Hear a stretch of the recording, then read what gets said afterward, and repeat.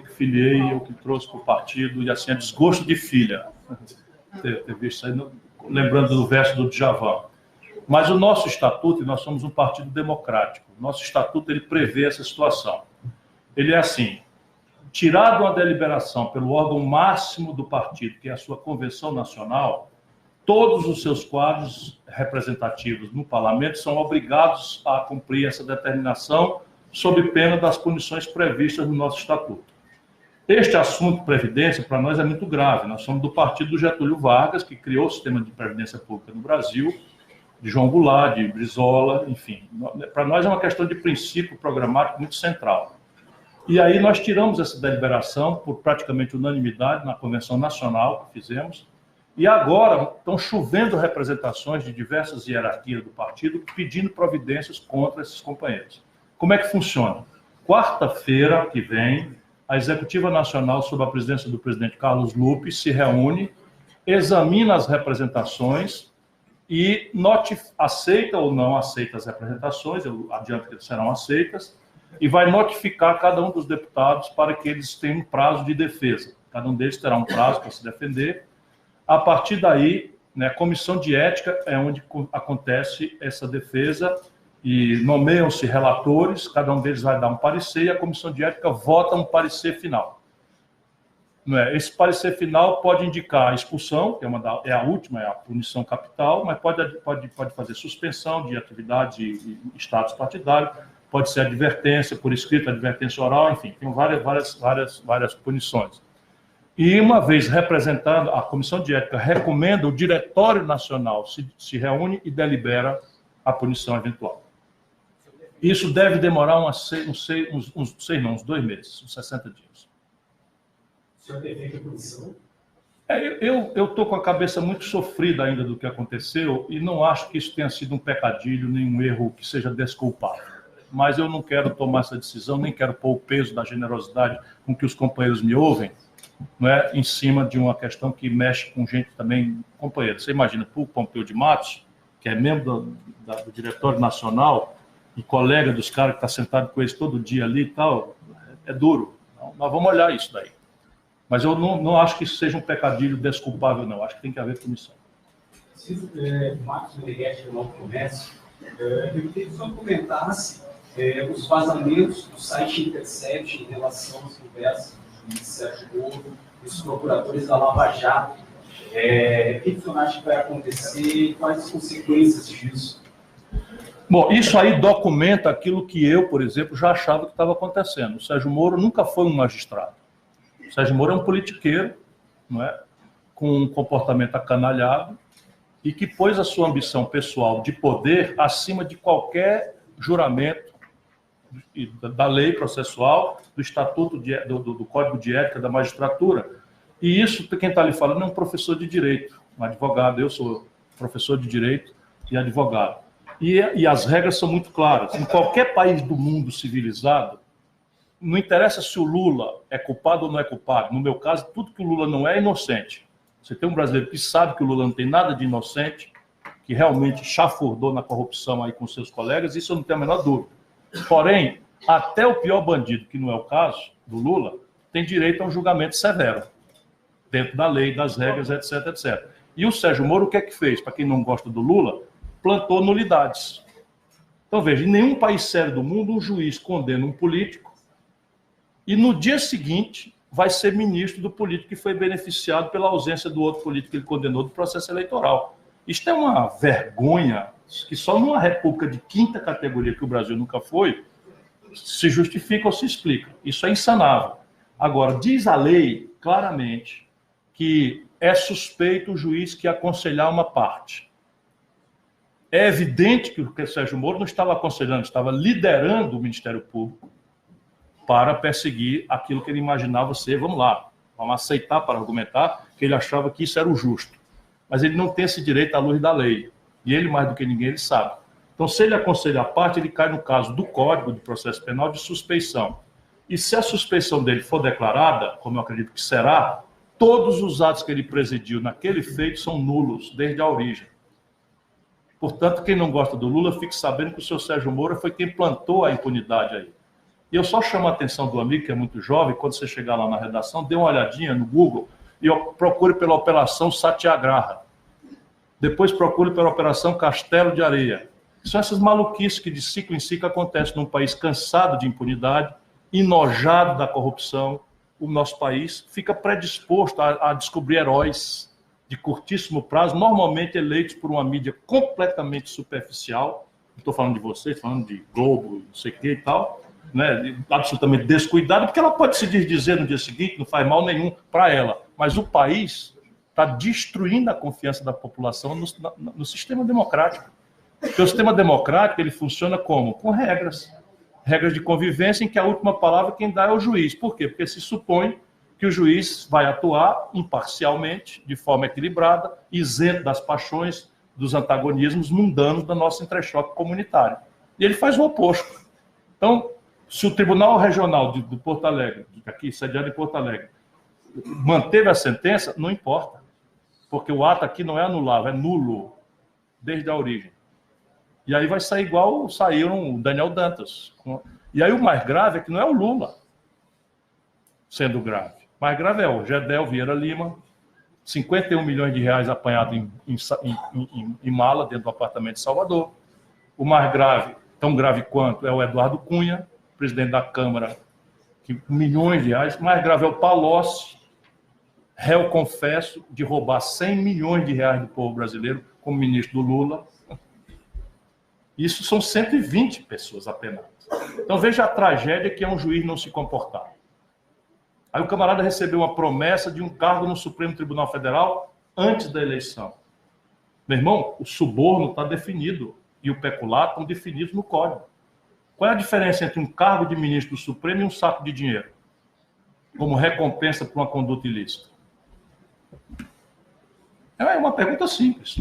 Então, Ciro Gomes, você aceita um cargo de ministro do Tribunal de Contas do Rio Grande do Sul, vitalício e não sei o que e tal, para dar uma opinião aí contra o governador do estado e tal? Imagina, se eu aceito, o que eu sou?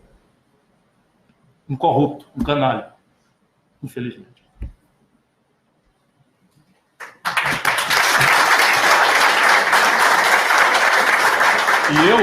E eu estou advertido que ele ainda é um herói para muita gente no Brasil. E eu respeito essas pessoas. Mas todo mundo vai ver. Todo mundo vai ver. Porque o Daniel Dantas, por exemplo, foi preso. Tinha o juiz Valentão. Tinha o procurador da República Valentão. O delegado de polícia virou deputado. Hoje, sabe onde eles estão? O procurador expulso da procuradoria. O delegado está exilado na Suíça, Protógenes Queiroz. E o juiz está confinado numa vara para carimbar para o processo de aposentadoria em São Paulo, em troca de não ser demitido. E o Daniel Dantas com certificado de inocentão, dado pela imprudência da justiça, por esse exibicionismo midiático em que eles transformaram a gravíssima tarefa de judicatura. Sabe o que é? É o que sofre o nosso povo.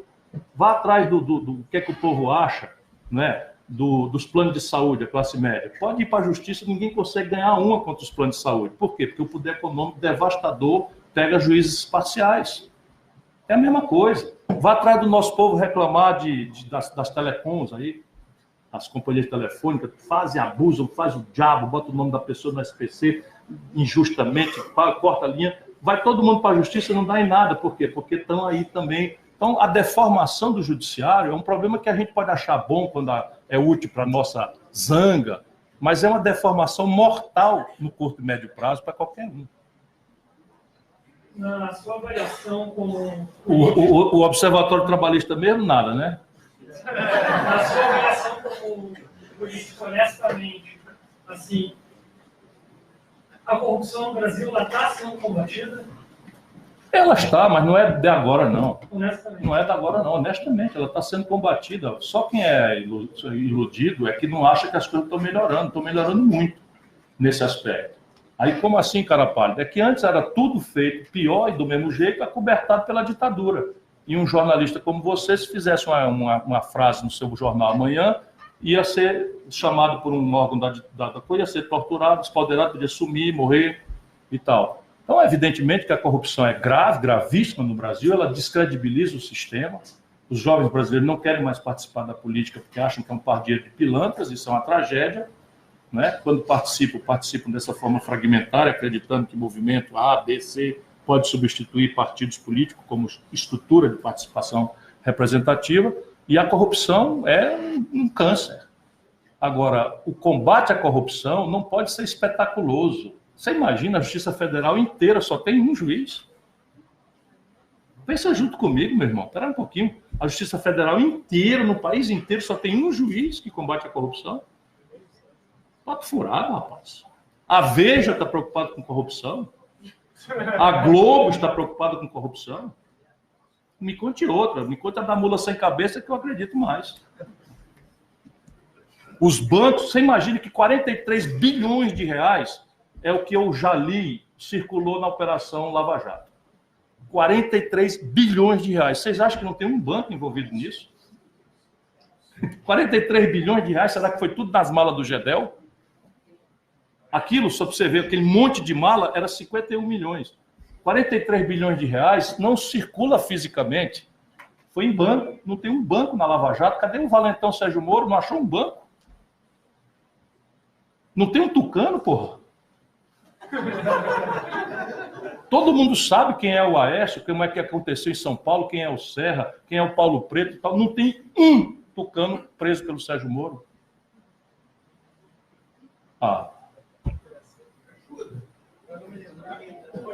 Conta da mula sem cabeça que eu acredito mais fácil.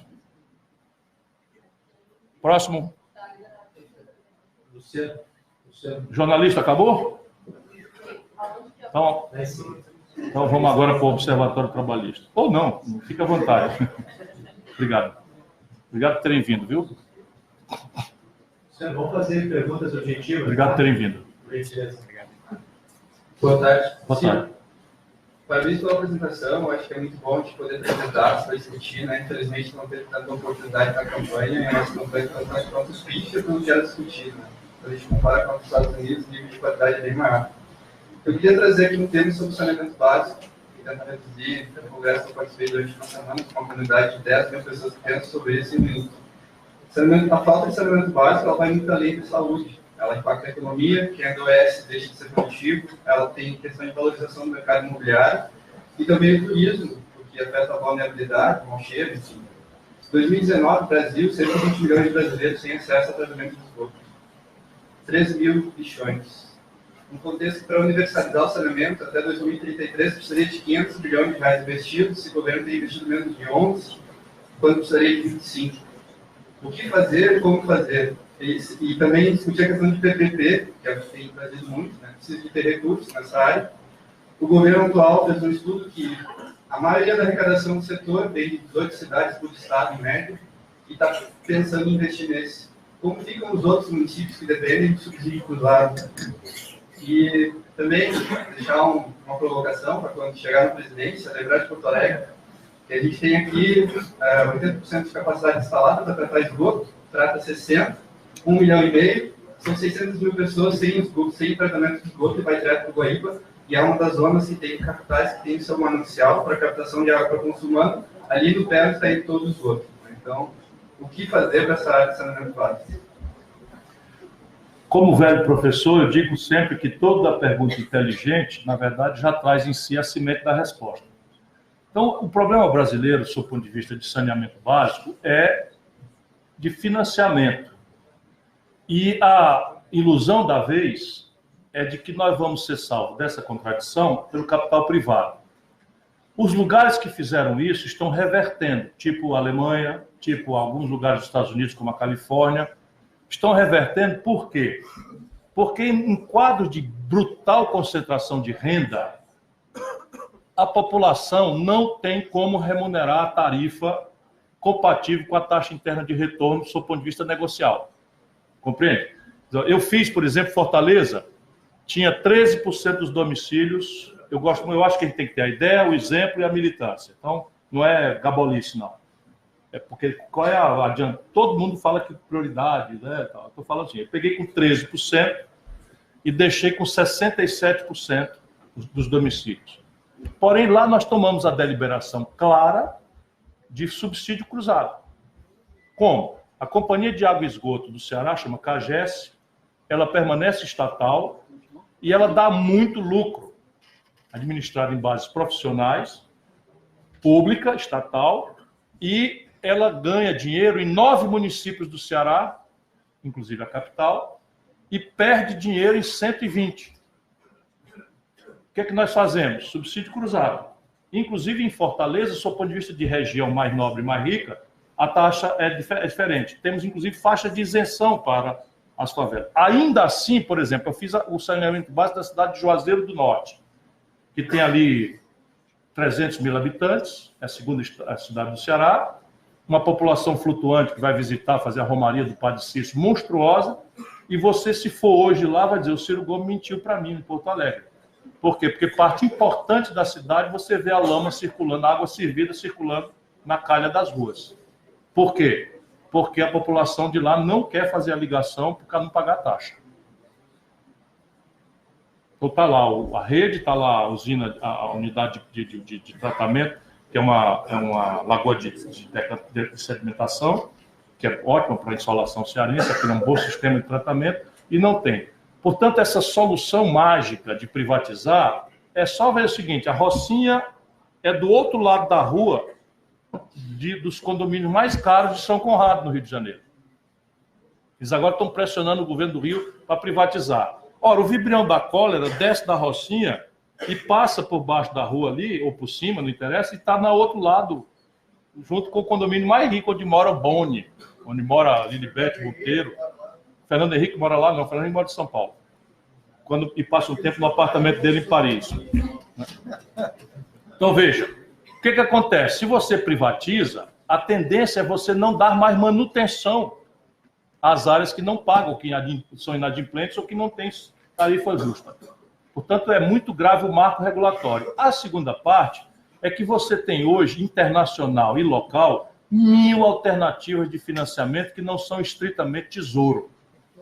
Então, eu ousaria dizer que está sobrando dinheiro para saneamento básico no Banco Mundial, no BID, na CARF, que são lugares que nós já tiramos esse dinheiro de Fortaleza. Eu fiz assim, fiz com o Banco Mundial e com o BID. Né? E está sobrando dinheiro do FGTS, que tem exigibilidades na Caixa Econômica Federal. Aí eu diria, falta projeto e tem uma regra estúpida que foi introduzida pelo Fernando Henrique e que o PT manteve, e que, evidentemente, o Guedes quer manter para forçar a privatização, que é contabilizar o débito de um crédito multilateral de longo prazo, com carência, com juros baratos, etc., casado com garantias reais de retenção do Fundo de Participação do Estado ou do município, como se fosse débito a tempo presente. Compreende? Então é o seguinte, eu pego $1 milhão emprestado por 3 anos de carência, 12 anos para pagar, juro de LIBOR, que é o juro internacional, LIBOR mais 2, LIBOR mais 3, e para saneamento básico. O que faz o governo? E eu dou a garantia, para ter o aval da União, eu dou uma procuração para o governo reter o meu fundo de participação. Portanto, é uma partida dobrada perfeita. A rigor, como diz o cearense, quem tem com quem me paga, nada me deve. Né? Eles fazem o quê? Desconsideram a garantia, que é a futuro, e contabilizam para fins de apuração de limite de endividamento na tal lei de responsabilidade fiscal, como se fosse exigível tudo à vista hoje. Então, uma mera mudança nisso permite ao Brasil acessar. E sem dinheiro de longo prazo, não tem saneamento básico. Nem privado, nem público. Mas, Fernando, o que eu estou escrevendo aqui, está escrito aqui, depois do Luciano, eu escrevi o Felipe. Ali atrás tem alguém ali. Depois escrevi o Rafael. Boa tarde. Bora lá, até meia-noite que passa o aniversário do Pompeu, eu estou às horas. Boa tarde, feliz aniversário do ano. Eu chamo Felipe da Piaça, acadêmico de Direito da PUC e filiado do PDT. Opa! E, pois então, vim da periferia, e uma coisa que foi decisiva agora nessas eleições de 2018 é justamente a comunicação. Inclusive o tema qual eu abordei, e eu e meu companheiro Felipe, que não está claro no momento, nós também trabalhamos na rede CIR, a respeito da comunicação. O senhor notaram que a sistema de TV determinasse o candidato eleito, Bolsonaro não ficaria nem para o segundo turno. O senhor não acha que a esquerda brasileira, os partidos de progressistas como nós, o PDT, o PSOL, o PCdoB, o PSB, não pecaram, não têm pecado constantemente nessa comunicação, até mesmo entrando nas páginas de alguns deputados? É possível ver um texto enorme abordando sobre, por exemplo, o texto da Previdência. Infelizmente, o cidadão brasileiro não detém escolaridade suficiente para entender a grande parte, para entender o que está acontecendo ali e acaba concordando em frases de efeito como do Bolsonaro e seus sicários. O problema é qual hoje? O que os partidos pretendem fazer? O que a comunicação tem que mudar, sob o seu ponto de vista, do jeito que está hoje? Porque eu pretendo ver o presidente de 2022, mas se a gente não mudar hoje, 2019, nessa comunicação, dificilmente a gente vai conseguir alcançar até mesmo o segundo turno. E deixo um abraço para a minha esposa, do senhor Grace Ramos, e um amigo, Marcelo Bey. Obrigado. Veja, comunicação é um elemento central de poder nas democracias modernas. Portanto, não pense que nós vamos ter como fazer comunicação confrontando o poder. Então, isso é uma ilusão completa. Agora, vamos ver a coisa por outro lado. Vocês acham aqui que o Bolsonaro era o homem que a elite brasileira, o baronato, queria para a presidência da República? Claro que não. Claro que não. Ela engoliu como último refúgio. Por quê? Porque ele queria o Alckmin e a comunicação estava toda com o Alckmin. A Globo estava com o Alckmin. Os partidos políticos, o tempo de TV, todo com o Alckmin. Então tem um buraco mais embaixo que é trágico e esperançoso ao mesmo tempo. E me parece que esse buraco mais embaixo tem muito mais a ver com uma outra atitude em relação à inteligência do nosso povo. Eu discordo completamente do seu pessimismo, embora compreenda, né, de que o nosso povo não tem capacidade de entender em abstrato as coisas. Ok. Mas o nosso povo tem uma inteligência. Não, eu sei que você não quis ofender ninguém, nem eu. E eu não, também não vou ser demagogo de achar que o nosso povo entende tempo de contribuição, não sei o que. Não se deu a ele o direito de aprender, porque não se repete. Na televisão, que é onde ele pode ainda ver alguma coisa, não se repete.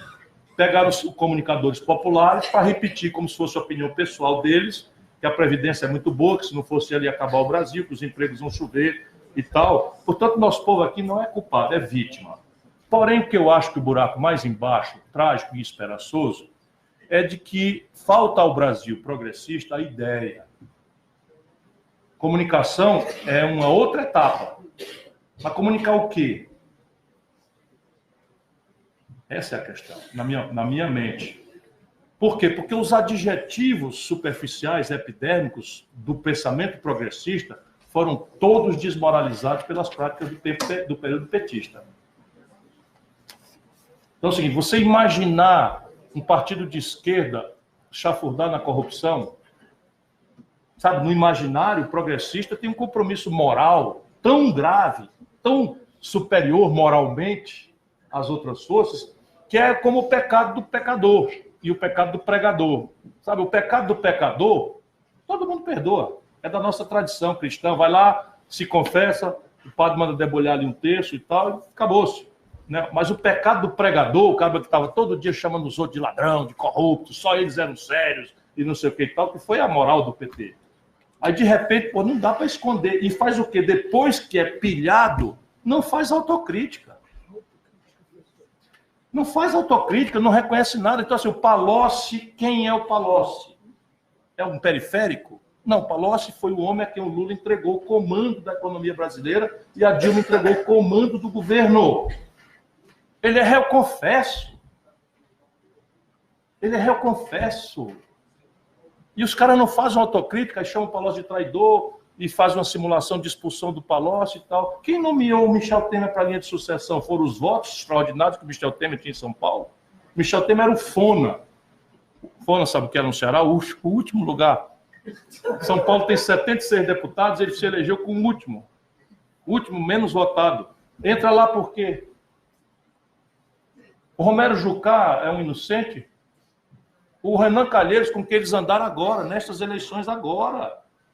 Aí veio o cara hoje, fez um cartazinho para me cobrar nesse rádio, no Estúdio Cristal da Rádio Guaíba. estão malucos. Eu saí para não fazer como meu irmão fez. Lembrou lá para um petista que o Lula estava preso, chamou o cara de babaca. Como eu não queria atrapalhar, eu saí. Mas eu que conheço essa gente toda, não é possível. Esse é o primeiro problema. Os adjetivos, os simbólicos, os elementos simbólicos do esquerdismo, do progressismo no Brasil, estão extremamente desmoralizados. Ou a gente troca o ambiente do debate para um lugar em que a inteligência das pessoas seja chamada e não sua justa raiva. E sabe qual é a raiva? No campo econômico.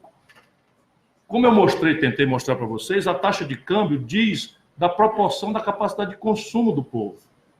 Quando o Lula tomou posse, a taxa de câmbio a valor de hoje era R$ 9,20. Pelo rombo do Fernando Henrique e pela especulação, o medo da esquerda, não sei o que e tal, a taxa de câmbio foi para R$ 9,20 se a posse do Lula fosse hoje. Quando o Lula, 8 anos depois, entrega o governo para Dilma, porque teve uma administração extremamente conservadora e depois começou a gostar do consumismo, a taxa de câmbio foi derrubada para R$ 1,75. Então, para você entender nosso povo e aprender a respeitar a nossa inteligência do nosso povo, o povo brasileiro melhorou na mão do Lula 4 vezes a capacidade de consumo. O defeito aqui é que isso não era sustentável. Por quê? Porque quando você faz isso com a taxa de câmbio, você estimula o consumo, mas destrói a produção. Então, explodiu a importação e o Lula não quebrou por quê? Porque a China estava pagando $190 por uma tonelada de minério de ferro, a China estava pagando $110 por um barril de petróleo, estava pagando não sei quantos dólares por uma tonelada de soja e tal. Com a Dilma, que pegou a 1,75, esses preços despencaram. Então, o minério de ferro de 190 caiu para 38. O barril de petróleo de 110 para 30. E o país quebrou. E qual é a resposta da Dilma? A resposta da Dilma foi a mesma do Fernando Henrique.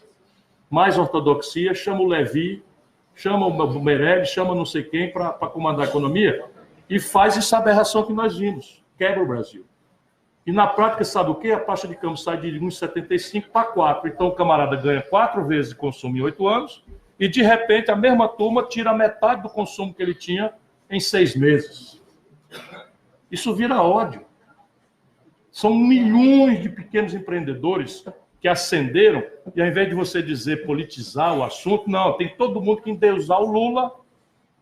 E resultado, quando o Deus Lula não foi capaz de fazer com que a laranja dele, o poste que ele quis nomear para continuar mandando, não garantisse aquilo, o cara não estava politizado. O cara foi traído, o povo se sentiu traído. Que nem igualzinho com o Fernando Henrique e o PSDB, o mesmo filme. Para você dar uma risada, no dia que aconteceu essa mesma desvalorização com o Fernando Henrique, você não tinha nascido ainda, foi na reeleição em 99, sabe o que aconteceu? O Lula assinou um pedido de impeachment do Fernando Henrique pela mesma razão. E eu falei, Lula, não faça isso é um erro grave. Remédio para governo ruim não é pedir o impeachment, porque amanhã, se você legitima esse caminho, eles vão pedir o nosso.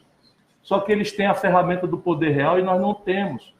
Eu não sou profeta, não, era óbvio. Aí acontece o mesmo filme, eles pedem o impeachment e derrubam a Dilma. Aí o PT chama de golpe e depois confraterniza com o presidente do órgão que deu o golpe, que é o Renan Calheiros. Botar isso na cabeça do povo, meu irmão, peraí, é abusar demais. E o quadro de Grenal, nós temos que desfazer. Então, essa é a questão. Comunicação, muito importante. Mas este dado não passará para o nosso lado antes do poder. Porque ele é um dado do poder, da conservação. É uma coisa esquizofrênica. A Globo é contra o Bolsonaro. Mas é violentamente a favor da agenda que o Bolsonaro aceitou de ser testa de ferro. Por quê? Porque cada filho dos marinhos tem 14 bilhões de dólares aplicado. Não é maldade nenhuma. Se eu ganho 20% de juros em renda fixa, meu irmão, para que eu vou trabalhar? Para que eu quero uma economia política emancipadora do trabalhador? Para quê? É sério? Então a comunicação vem depois. Antes é guerrilha. É internet, é Grupo Ciro Gomes, é não sei o que, é live, é isso, é aquilo outro, a gente consegue. Vai furando. Mas o grave aqui é a ideia. Se você tiver uma ideia comovente de um projeto nacional, você simplesmente vai criar um vetor alternativo. Porque você tem 30% de tarado do Bolsonaro, da direita louca, na pior hipótese, 30% de tarado do PT, na pior hipótese, e tem 40% órfãos. Obrigado a botar o dedo no nariz, como eu fiz, para ficar de um lado ou do outro à força. Então, agora a nossa tarefa é dizer, olha, meu irmão, tem um caminho alternativo aqui. Vai doer, vamos sofrer. Por isso que uma contradição dessa na bancada é trágica. É trágica, porque a gente vai, pega um jovem qualificado, não sei o quê, de repente, descuidadamente, não sabe o liame da história, não sabe o grave que é você construir no simbólico um caminho de integridade. Sabe, a integridade é o cara dizer as coisas que precisam ser ditas e não aquele que agrada hoje, o camarada se decepcionar amanhã. Isso, integridade, vamos conversar e apostar na inteligência do povo. Se der certo, bem, se não der certo, vamos para casa. É assim que eu vou, não tem conversa. Ah, é agressivo, sou. Não engole sapo, não. Só de um certo tamanho para cá. Daí, um certo tamanho para dentro, eu vomito. Ó, 40 anos de vida pública. Sabe quanta representação eu respondi para ser absolvido? Nenhuma. Isso não é vantagem nenhuma, eu nunca dei me exibindo de honesto, não. Mas eu posso dizer que o senhor Sérgio Moro não é um juiz honrado.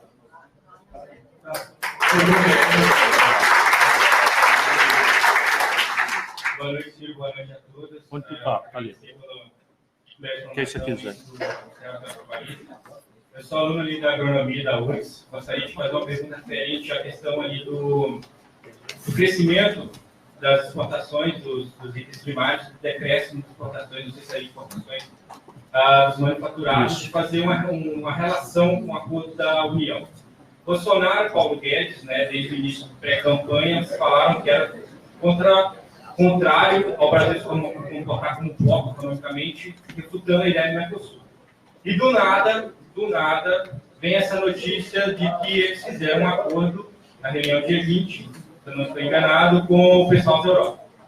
Eu gostaria de saber se isso não foi mais um esforço europeu de tentar fazer esse acordo com o Mercosul do que o do Mercosul, principalmente do Brasil, com a Europa, tendo em vista a especulação de que o governo Bolsonaro seria mais liberal no termos de exploração do meio ambiente.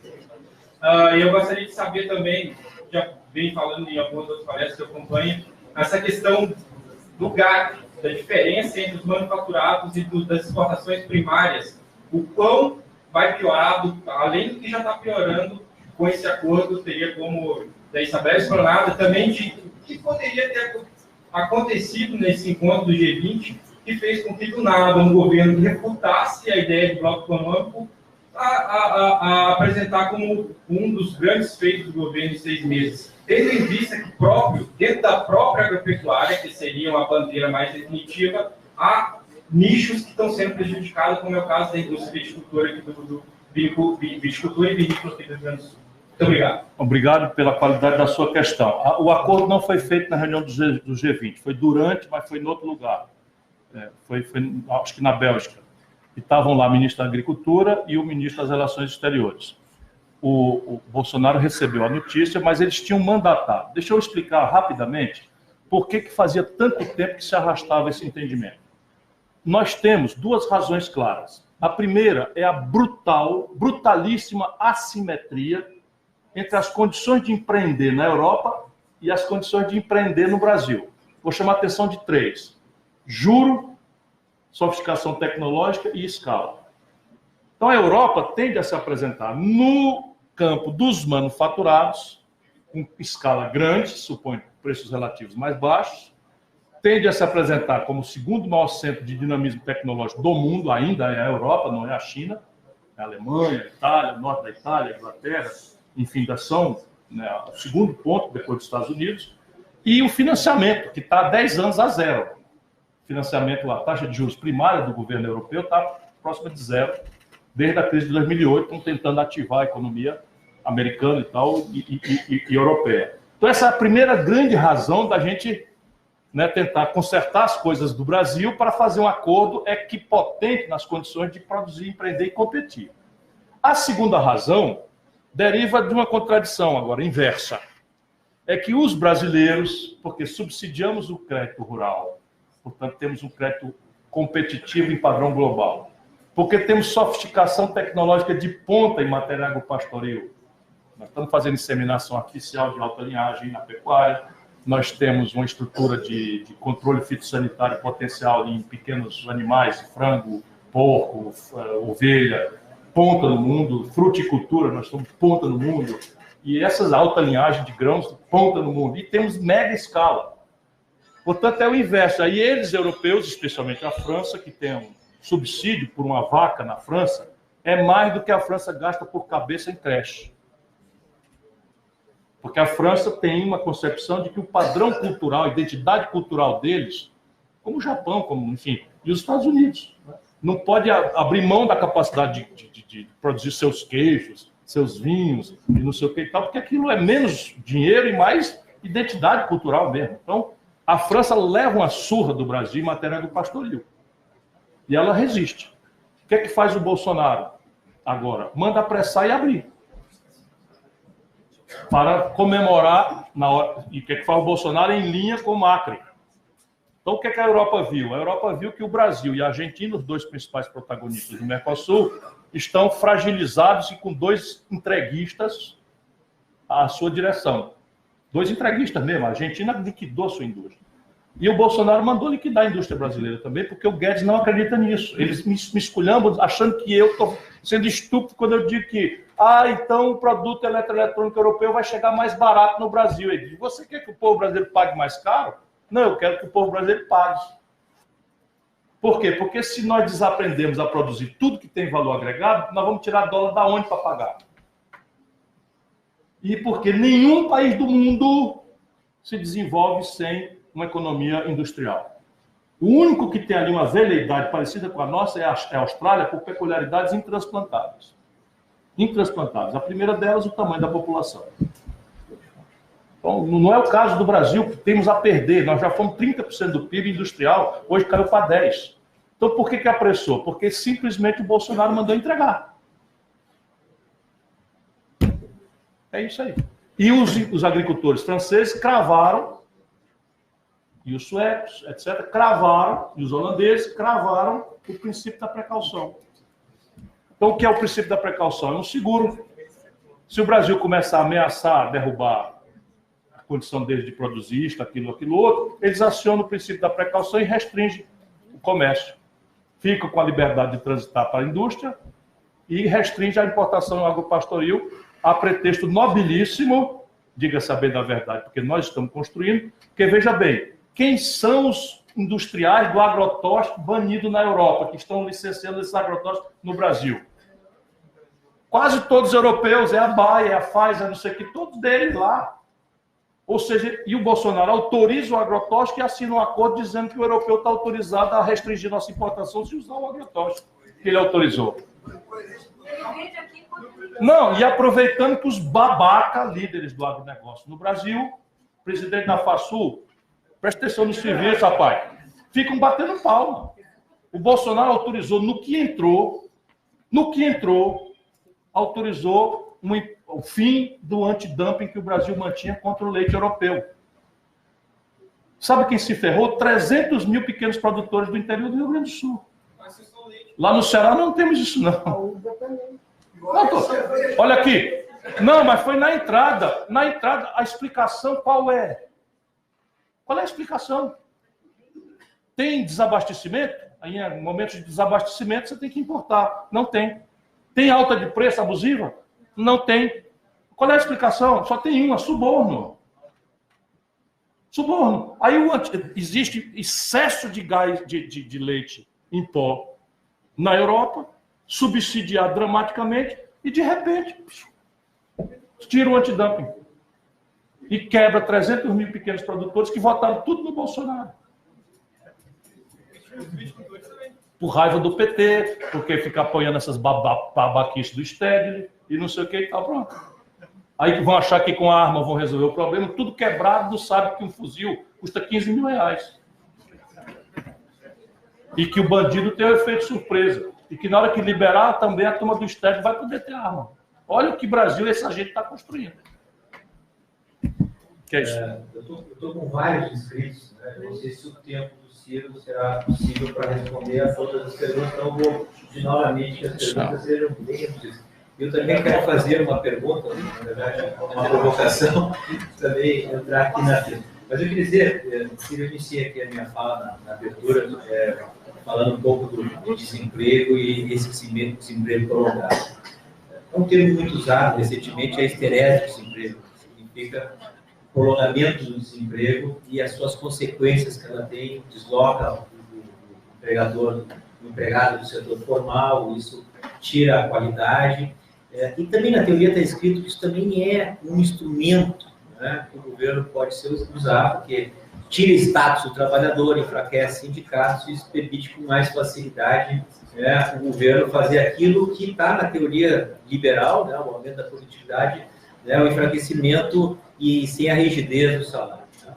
Então, a minha pergunta e minha provocação é a seguinte: nós estamos aí com a capacidade ociosa, curtindo no observatório alto no país, né?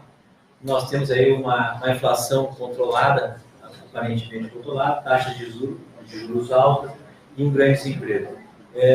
Diante dessa, vamos botar aí, vitória que o governo teve na noite de ontem, com a aprovação dessa reforma da Previdência, é de se esperar mais retiradas de direitos, porque, a meu ver, assim, há setores aqui nesse país que ainda não se convenceram ou acharam muito pouco a reforma trabalhista que foi feita no governo dele. Essa é a minha provocação. Vamos raciocinar juntos. Alguém aqui, por favor, quem não tiver tido a oportunidade, faça amanhã, entre num canteiro de obra de algum que ainda existia aí, e dê uma olhadinha se tem algum trabalhador com 60 anos, com 65 anos. O que se praticou em Brasília ontem foi a extinção da aposentadoria das categorias mais pobres. Por quê? Porque a idade mínima é equalizada para trabalhador rural e trabalhador urbano, para trabalhador braçal e trabalhador intelectual em 65 anos, com acúmulo da contribuição contínua por 40 anos. Passou a se casar uma com a outra. O que acontece? Em 40 anos, o trabalhador brasileiro, em média, está no IBGE, fica 8 anos sem carteira, sem assinador na carteira. Porque é natural. Acabou a construção, o operário vai procurar emprego, dá baixa na carteira, vai procurar emprego. O comerciário perde emprego, vai procurar emprego e tal. Em 40 anos, ele fica 8 anos, em média, sem emprego. Se ele fica 8 anos e para ter o salário integral da aposentadoria, ele vai precisar, por essa norma, 40 anos, é razoável que eu diga que ele vai precisar botar 8 anos em cima dos 65 anos de idade mínima. Qual é o pobre que vive 73 anos no Brasil? O trabalhador rural da metade sul, que saiu anteontem com 4 graus, 3 graus, para correr o gado, para ir para a agricultura, batendo queixo de gelo, de frio e tal. Uma mulher do semiárido do Nordeste, que eu conheço desde que nasci. São os canalhas. Agora, o capitalista brasileiro, ele não está entendendo nada. O capitalismo moderno, ele se afirma no consumo de massas. E o consumo de massas se afirma na renda. Então, nós destruímos a renda do povo e não entendemos por que 220 mil lojas fecharam, por que 13 mil indústrias fecharam e por que 63 milhões de brasileiros estão inadimplentes no SPC. Aí vão reclamar de reforma tributária. Sabe quando é que vem uma reforma tributária que ajude o empreendedor a competir? Nunca! Por quê? Porque o buraco na conta do governo é de 140 bilhões de reais. E o sistema de ICMS, que só existe no Brasil, cobra crédito na origem. Num país que tem um estado, que é São Paulo, que tem 40% da produção industrial do país. Então, quando você liga uma televisão lá no interior da Paraíba, o imposto vem, 8% dele vem para São Paulo. E se tirar o imposto de renda, o crédito na origem, quebra o Rio Grande do Sul em cima da quebra que já está, quebra Minas em cima da quebra que já está, quebra São Paulo em cima da quebra que já está.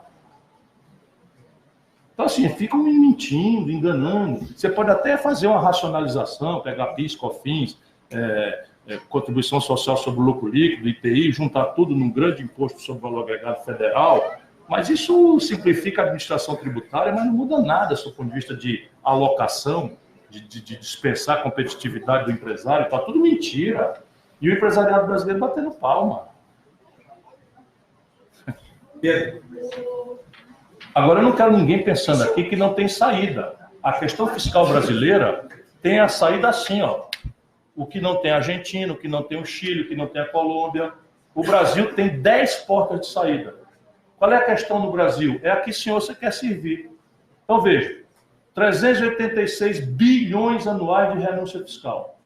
Se eu tirar 20% disso, deixo 386 bilhões de renúncia fiscal. Se eu tirar 20%, bota aí, dá 80 bi. Número redondo, bota aí.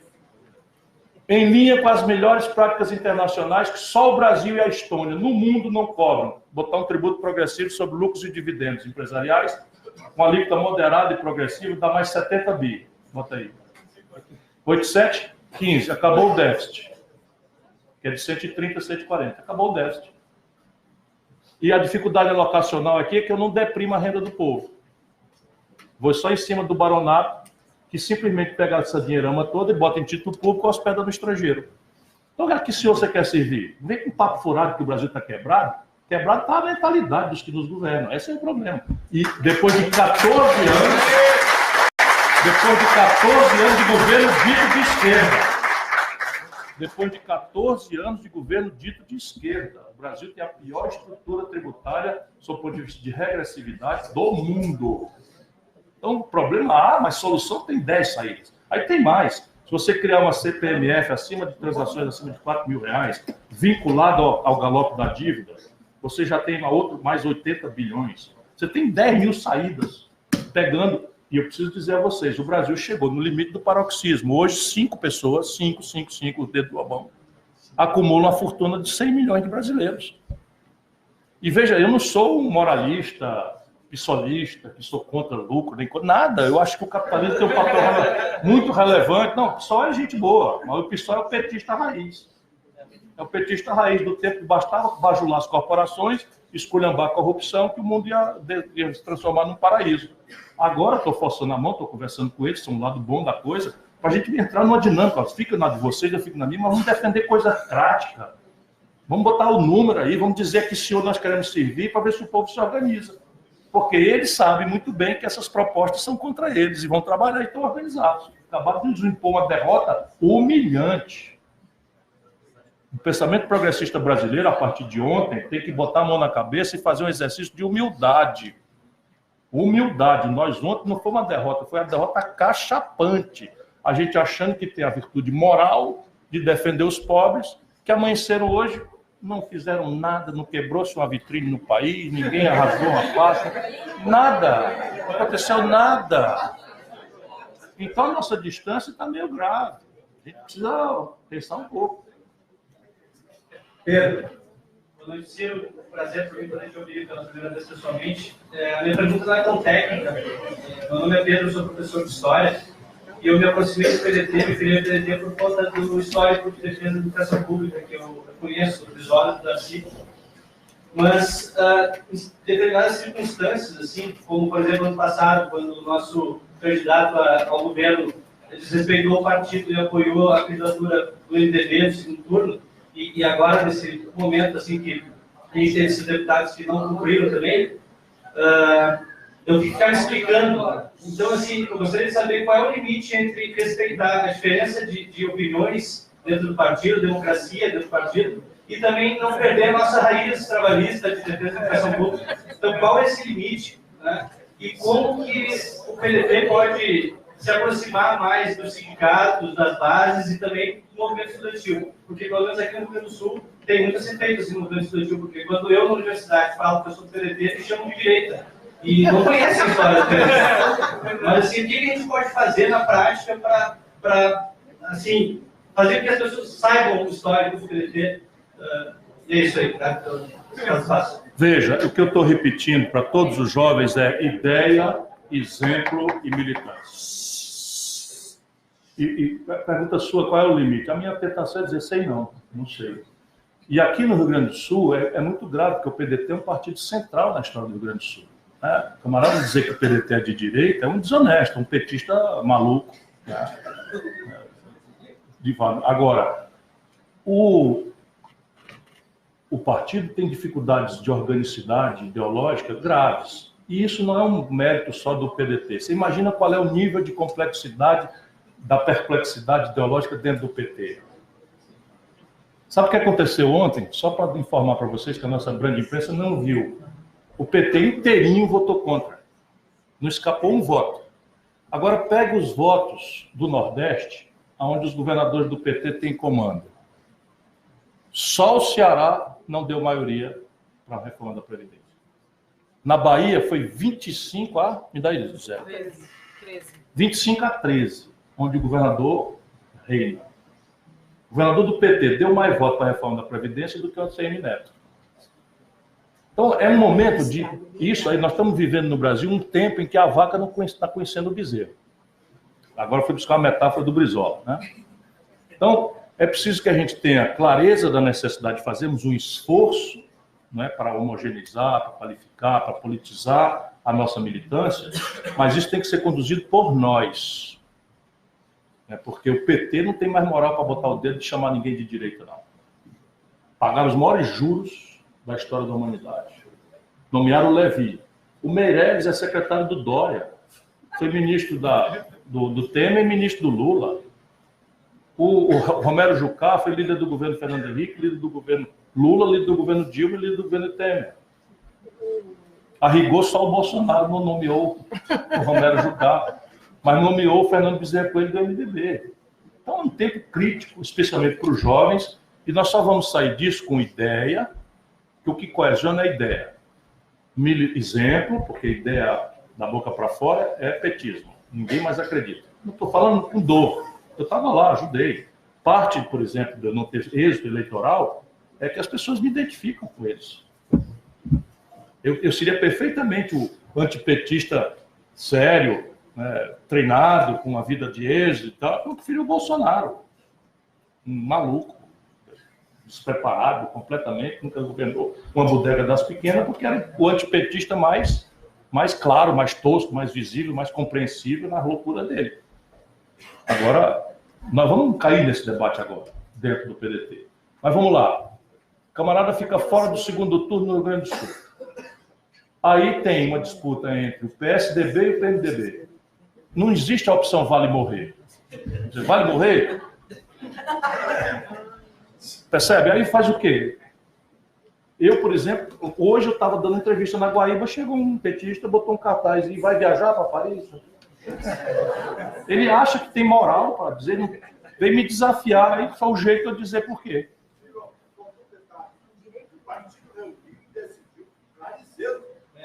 Sim, eu não estou justificando, não, fiquei muito decepcionado também. Porque, repare, votar no Sartori àquela altura me pareceu um equívoco grosseiro. Sim, mas me parecia um equívoco grosseiro, que eu não esperava que acontecesse. Ninguém me deu um telefonema, nem sequer para me perguntar nada, também não tem problema nenhum. E eu aqui para nós, falando com a honestidade, que eu às vezes pago um preço por ela, mas vou continuar sendo assim, entre os dois, o melhor é o que foi eleito. Desculpa, é minha opinião completamente desinformada. Entre os dois, se não vale morrer, menos por ele, mas mais pelo que representa e tal, tudo bem, o vale morrer era a opção correta. Mas agora nós estamos com essa, nós tiramos uma decisão contra uma coisa aberrante, meu irmão. Espera um pouquinho, qual é a parte que tu não entendeu? Falando para o meu colega lá que votou a favor disso. Tu não está entendendo, meu irmão, que quem é a favor da educação votar uma reforma que obriga o professor a dar 40 anos de aula? Então tá, qual é o país do mundo onde isso acontece? Me dá um país do mundo onde isso acontece. Aí vem a minha querida Tava dizendo, não, eu sou pela educação. E aí vota com convicção, não sei o quê. Espera um pouquinho, sabe? São tempos estranhíssimos. Mas assim, temos que ir com delicadeza e nós do PDT temos que avaliar as coisas por nós. Não porque nós somos mais úteis a isso ou aquilo de fora. O doutor não teve no magistério? Nenhum. Gente, eu não vou conseguir abrir pergunta para todos. Eu vou tentar ser mais breve nas respostas. Vamos estabelecer mais duas perguntas, então? Ele é que está Vou conduzindo. escolher. Não vem botar. As mulheres não foram contempladas ainda. Eu tenho o Vinícius escrito aqui e a Valência. Agora bota uma mulher. Hein? Então, assim, Vinícius e a Valência. Um homem e uma mulher. Então, Valência primeiro, deixa depois do lado que a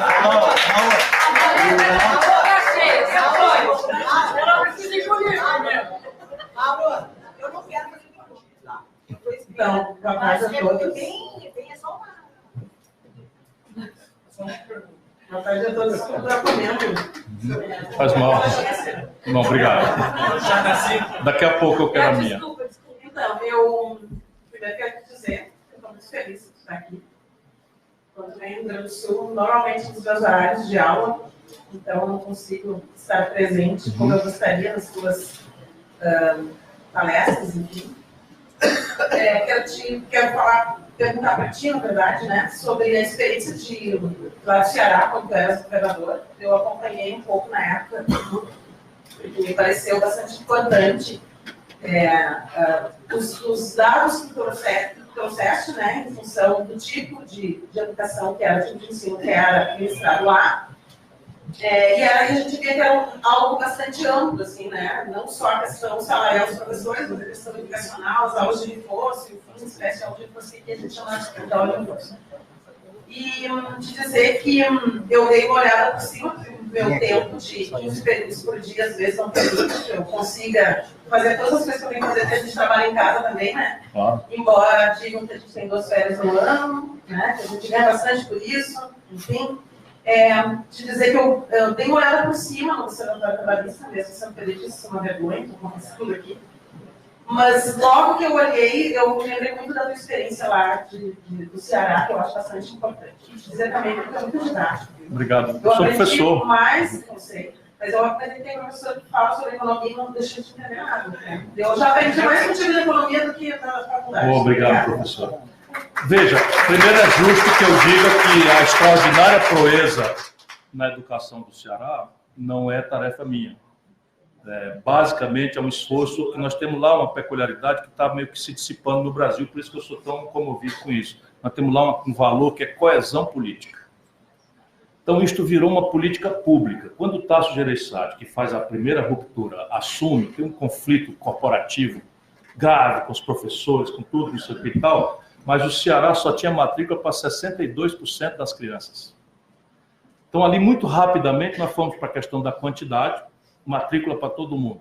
Então, hoje nós temos 100% de acesso, já estamos ficando ociosas vagas no ensino fundamental, porque está mudando o perfil demográfico, e aí o nosso desafio passou a ser, de um tempo para cá, o ensino médio, e aí nós já começamos, era uma tragédia, nós começamos já. Daí veio o CID, com essa equipe que tem o Idilvan, que é deputado federal, a Isolda, enfim, e é uma turma, mas basicamente coesão política. Os professores, funcionários, eles sentiram que havia ali uma atenção verdadeira com a questão deles. Não, muito, nem pingo por corporativismo, mas por reconhecimento, respeito, mas eles, ao mesmo tempo, também tomaram notícia das limitações. O Estado é um dos estados mais pobres do Brasil. E aí nós fizemos uma aposta, daí em diante, em qualidade do ensino.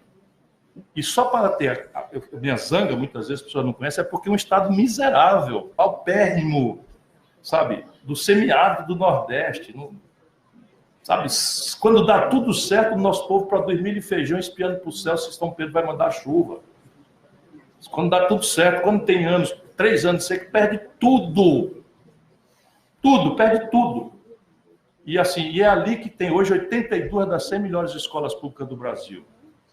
Isso é perfeitamente praticável no país inteiro. E aí são obviedades. Por exemplo, você já mencionou na inteligente pergunta. Como funciona a liderança da escola? O diretor. Nós vínhamos de político indicando, por exemplo, o PT governou Fortaleza. Todas as escolas de Fortaleza que tinham a pior educação do Ceará todo eram indicadas por vereador. Nada contra os vereadores, mas, transformar a escola num lugar de disputa eleitoral e tal. Depois, os déspotas esclarecidos, o Tássado tentando concurso.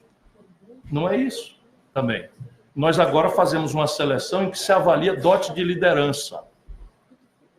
Então, é uma seleção, não tem mais indicação política nem gerência, e tem dote de liderança. E as melhores práticas de uma escola, a melhor escola adota a pior. E comparte com ela as melhores práticas. Melhoramos o salário. Na minha época, a minha obsessão era fazer o salário da rede pública do estado do Ceará ser maior do que a rede privada. E consegui. Na época, consegui. Também fiz uma avaliação, briguei com o sindicato para fazer avaliação, não para humilhar ninguém, mas para retreinar, requalificar. Tem um massivo programa de retreinamento, requalificação, treinamento continuado. Depois nós chegamos a sofisticações. Hoje nós temos, por exemplo, alunos autistas. Cada aluno autista da rede de Sobral, onde nós começamos, é a minha cidade, tem um professor individual. Cada autista tem um professor individual. Tem 4 alunos de inclusão na aplicação. Pois é, nós temos... Não funciona. Se não for individual, não funciona. E nós temos, assim... Hoje, nós estamos com o IDEB de 2034. A meta do IDEB nosso já superou todas as metas, nós estamos com o IDEB de 2034. E estamos avançando no ensino médio técnico profissionalizante em tempo integral. Fortaleza já está com 50%, eu vi ali que o Brasil é 29%, nós já temos, começando do zero, 50% dos alunos em creche em tempo integral. Então é uma revolução que nós apostamos em fazer, e entra governo e sai governo, como nós temos coesão política, todos apostamos na mesma coisa. E ai daquele que uma vez assumindo, queira desfazer isso, porque hoje tem, sabe, tem coesão política, tem lucidez, as pessoas sabem que aquilo ali não pode dar para trás. Isso.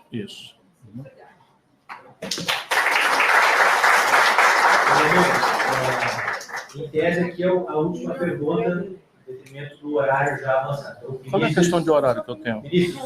A reunião tá. Vinícius. Pode? Vamos fazer um pinga-fogo aí rapidinho, então. Vamos. Vinícius, rapidinho, Vinícius, depois a Maria da Graça. Meu nome é Vinícius Cláudio, trabalho no Sindicato dos Artistas do Estado do Rio Grande do Sul. Teve uma época aqui no Rio Grande do Sul que nós tínhamos 43 mil artistas com registro em carteira. É uma cidade de porte médio aqui do Rio Grande do Sul. 43 mil. Você falou sobre a identidade cultural, nacional e tal. Nós temos uma pobreza nos números e nos índices quando se estuda a cultura que deixa a gente sempre meio que analfabeto sobre esse setor. Teve uma época aqui em Porto Alegre que a gente tinha mais sushi, quase mais sushi do que churrascaria. A gente tinha sushi para aqui que é lado, pizzaria para aqui que é lado, mas a gente não tinha, por exemplo, cupuaçu. A gente não tinha casa de comida baiana com batata. E a Europa já descobriu isso há 4 anos, porque há 4 anos Portugal recebe o top 1 de viagem e turismo cultural na Europa. O reconhecimento pelos comarcas regionais de cultura criativa que foi feito em Portugal. Bom, a gente tem um país da dimensão da Europa, 27 estados, com culturas diferentes, em que a economia, essa economia de costumes, essa economia de consumo de costumes, de curiosidade pela cultura local, influencia no turismo doméstico e na mudança de economia de produtos, principalmente agrícolas, de gastronomia e tal. E não tem nenhuma política que coloque a cultura como principal diplomata de venda de valor agregado, mesmo internamente. Pergunto, quando é que vamos ter esse tipo de política? Quando é que vamos ter esse tipo de índice? Né? E eu recebo com muita alegria o seu manifesto e a resposta é sei não. O que eu posso dizer é o seguinte, morreu o João Gilberto. O João Gilberto é o criador, originalmente, tem uma equipe logo em seguida junto com ele, mas o João Gilberto é o criador da Bossa Nova. A Bossa Nova é um ritmo, e é o único ritmo que está em todos os keyboards, em todos os teclados elétricos que se fabricam no Japão, na Coreia e tal, está lá, Bossa Nova escrita assim mesmo, em português, Bossa Nova. Pois bem, ele morreu e o Bolsonaro não decretou luta oficial e disse que lamentava a morte dele porque ele era uma pessoa muito conhecida. Essa foi a nota oficial. Isso não é por acaso. Para que a ignorância viceje, para que a ignorância prevaleça, é preciso estar igualzinho nos Estados Unidos. Não nos martirizemos muito mais do que nós já temos sofrido. Está igualzinho. O Trump, para ser engolido com aquela característica de imbecil rematado, né, que tem que se fazer apologia da ignorância, tem que trazer tudo para a simplificação grosseira. E isso se dá no simbólico. Isso se dá no plano cultural. Então, você extinguir o Ministério da Cultura não é uma atitude por acaso, porque isso não economiza nada. Não economiza nada. Extinguir significa dizer o seguinte: eu sou um idiota e não gosto de ser observado por pessoas que não sejam iguais a mim. Então, todo mundo que é cultural é complicado, exige elaborações, tem um juízo crítico exigente. Conviver com artista é uma coisa difícil, né? Eu sou amigo e irmão do Fagner. E o Fagner, a vida inteira, foi progressista. A vida inteira foi progressista. E aí era amigo íntimo, pessoal, jogava futebol, não sei o quê, do Aécio Neves, e cidadão resolveu votar no Aécio contra o PT caiu de esculhambação em cima do Fagner. O Fagner virou um antipetista fanático, quase que eu perco o voto dele. Mas no segundo turno ele não quis nem saber, assumiu o Bolsonaro. Para eu assistir isso, meu irmão, um irmão meu de vida, de longa, sou amigo deles todos, eu vivia com eles na universidade e não sei o que e tal. Todos os meus eleitores, Dinardo, Fagner, Belchior, Ednardo, todos continuam votando. Mas, porra, isso está acontecendo no Brasil. Por quê? Porque destruiu-se completamente. Faz-se apologia da ignorância, essa é a questão. Bolsonaro faz, o Lula fazia também. Apologia da ignorância. Então, de repente, é um defeito o camarada estudar. O cara quer ser... Ele sabe que os bolsominions dizem de mim que eu quero ser professor de Deus.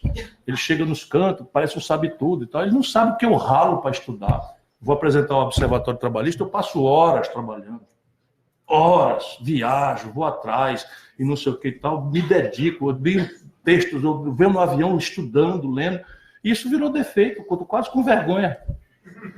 Vou inventar aí vou dizer uma bobagem qualquer e tal, para ver se eu consigo poder circular novamente. E assim virou o Brasil. Vamos encerrar com o vereador Goulart. Ela está aqui, ó. Então, senão eu não vou, Paulo, me dá licença, porque eu não vou cumprir a minha função. Eu preciso vir aqui para dizer uma coisa possível. Só um pouquinho que nós vamos dar uma ficha para o Goulart assinar, que ele está voltando agora. Deixa ele quieto, Ele está defendendo uma coisa muito importante. Eu hoje atrapalhei um discurso notável dele defendendo a necessidade de um hospital do homem e do idoso. Né? Como eu estou nessa categoria, eu estou dentro da... Mas eu preciso que vocês ouvirem isso. Meu nome é Maria da Graça Maciel, eu sou jornalista, mas eu não vim aqui agora. Eu vim aqui hoje fazer uma declaração de amor. Oba! Parabéns!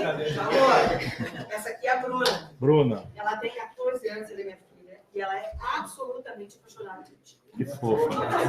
O voto dela de 2022 vai ser teu.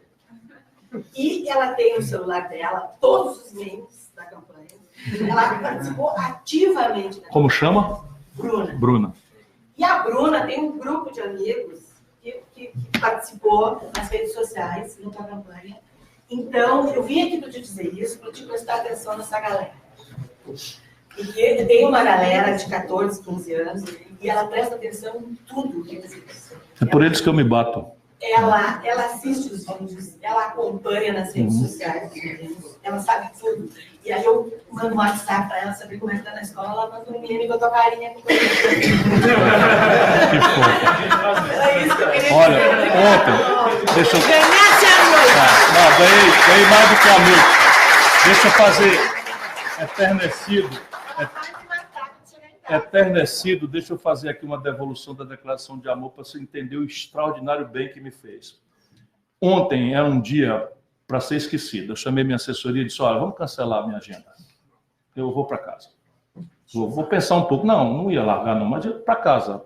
Porque eu amanheci com a notícia da morte do Paulo Henrique Amorim. Paulo Henrique Amorim morreu porque é um lutador, um jornalista, teu colega, um cara brilhante, extraordinário, foi de chefe de redação dos órgãos mais importantes, estava se virando nos 30 com negócio de site, dependendo de dinheirinho de partido, não sei o que e tal, e foi afastado de ser apresentador, onde ele não podia dar uma palavra dele e tal, neste país, nessa elite escrota que está comandando o Brasil. Aí, pô, e era meu amigo, pessoal, tinha falado com ele, tinha combinado almoçar com ele essa semana. Aí, tomo notícia, começa a noite, o dia assim, e à noite...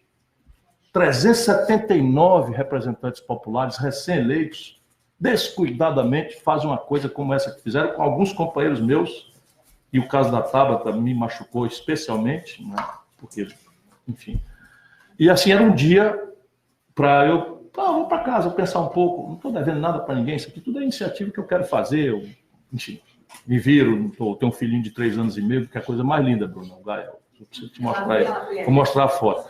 E ele gosta de mim, eu dele, eu fico tão feliz e tal, mas estou na luta. Mas aí eu recupero o sentido. Com uma palavra dessa e vendo a garotada, não tem conversa. Eu já transformei toda a tristeza em raiva, revolta e militância esperançosa.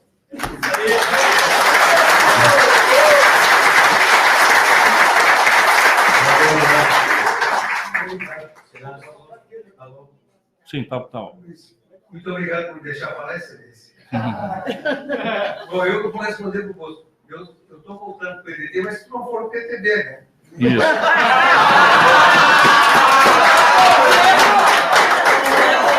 Convite tenho bastante, mas eu sou prisioneiro. Eu sei. Bom, entre vidas e idas na sua palestra, excelência, eu não fiquei sabendo se o senhor falou alguma coisa de saúde aqui até agora. Foi pouco. Abordou a saúde? Bordei rapidamente ali. Certo. Bom, então são 2 coisas que devido ao adiantado. Prometemos que o Bosco, o filhotinho ali, Tinha todo. Quem mais? Bom, eu mesmo. Vamos trazer o senhor para a gente fazer uma conversa longa, uma mesa redonda grande sobre saúde. Combinadíssimo. Fala sobre saúde. Combinadíssimo. É tudo um segredo, gente. Eu pratico saúde e não sei o que eles estão pensando. Sim. Não sei como é que estão as verbas distribuídas. Né? Então eu quero, depois eu vou me deitar sobre isso, Sim. bastante ler, porque eu fico vendo televisão e vendo com a minha mulherzinha. E só o que me resta é ver televisão e ver, né, pô? O que tu tá